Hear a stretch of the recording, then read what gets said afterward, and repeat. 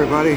Stippling Vaughn, and yeah, I'm at the bar, and the game has just started, and the Buffalo Bills have literally just scored against the Steelers in the opening drive. So you're going to hear a lot of profanity. So, but hey, that's why I work. It's why I do all my work here. I mean, it makes it very entertaining when you're working and everybody's getting all riled up. It's all the noise that you're going to hear, from the TV to everybody hooting and hollering.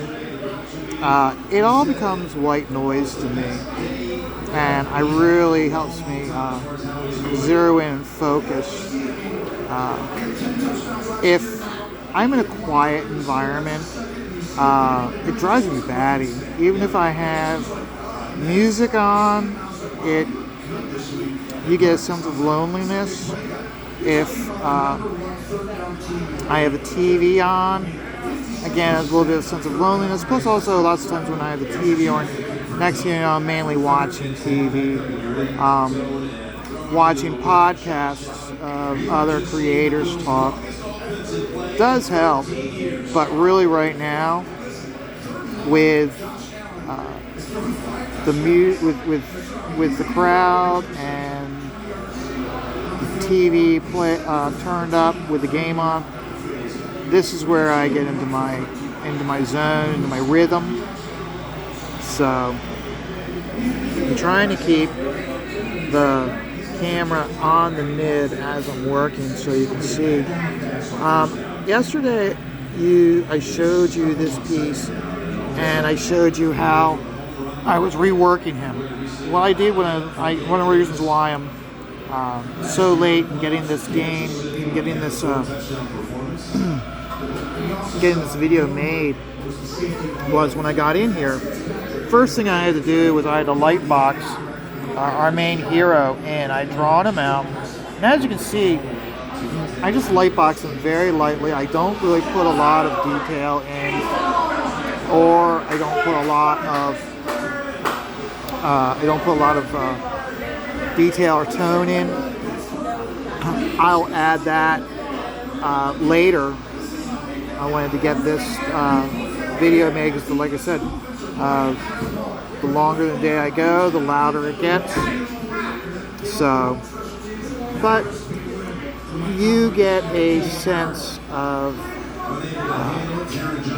how I work, and this, with the background noise and everything. So, with an image like this, the way I'm working on it, you can really see that there's really not a lot of detailed areas. I mean, there's areas up here around the teeth where I can go in and noodle up with some details for the teeth. But really, right now, I'm working on the toenail here, and you can see how I've put in traditional line work to show the shadow, the gradation from light to dark. But all that is for me is a guide. It's a guideline, and I will primarily just go in and just tone it. I'll have it dark here, and I'll lighten it up as we get here. In here, I'll put some tone in,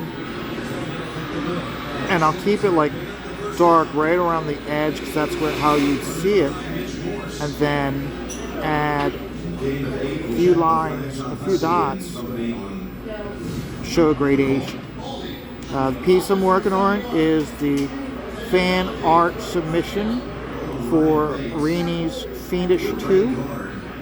The deadline for this is on the 31st of October, Halloween, which is literally right after the Baltimore Comic-Con, which I will be attending.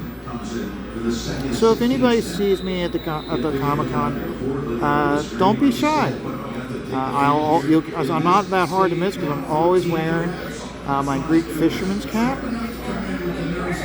And like I said, I don't hide behind an icon when I stream. When I do these videos, you don't want to see me. You want to see the artwork. But I have images of myself up on Twitter, Facebook. I don't like those. The avatar is an image of me, so you can see. But I'm enjoying this piece that I'm working on. One of the things I did differently was this is a creature. This is based on the creature from issue 1. But if you really take a look, what I've done is I've added tentacles down here, in the corner there, just really to help frame it up and to, I know Rini jokes about tentacles because she embraces the manga feel to stuff, and how she mimics a manga style that is big in tentacles are big in manga. I remember when I first started watching manga movies, a lot of tentacles. Sometimes those were like, oh God, what are those tentacles doing? Because they'd be penetrating them. And I guess we have another big play.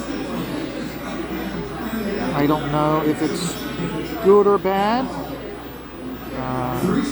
After I get done with this video, what I'll do is when I hear people holler and hoot, I will look up the TV to see what happened, whether it's good or bad. But right now, I'm just working on this. And that's not a nice thing about working when the football game is on. You don't have to sit there glued to the TV. You can just work on this and just glance up the TV to get kept informed. I don't know how you guys are hearing this because of the TV volume being turned up so loud. I'm trying not to really raise my voice. But let's see here. Focus, because this area here, this area here is going to be dark. So we just go in, hit it hard, and really get in there. And this gives you a chance to really see how I just hit, just keep hammering away to get the darks laid in there. But at the same time it's creating a texture, so that way even your areas that are pitch black still have detail in them, still have a texture to it. So it adds that dimension. One artist that I look at a lot, and even now, because there's a book by William Booth which is available on Kickstarter right now. It was on Kickstarter. It's now available in Flesk Publications. I'll try to remember to include the website for Flesk Publications in the description area. William Booth, I really like his artwork because he would cover the entire page with line work, but it was still so detailed and relatively everything was still so clear.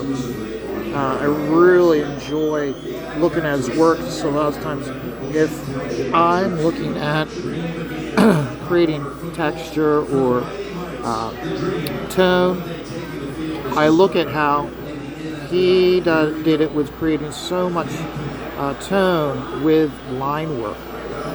And so that's why I look at his work so much, even more so than Bernie Wright's. Because one thing I do that William Booth did was, William Booth, because he was using lines, yes, in some ways he was creating holding lines, But overall, because there would be so many lines, there wasn't a hold line. It's one of the things that really drew me to Bernie when he was doing Frankenstein, was how he went out of his way to avoid doing holding lines and allowing shapes and the line work, or the multitude of line work, to create the image. So,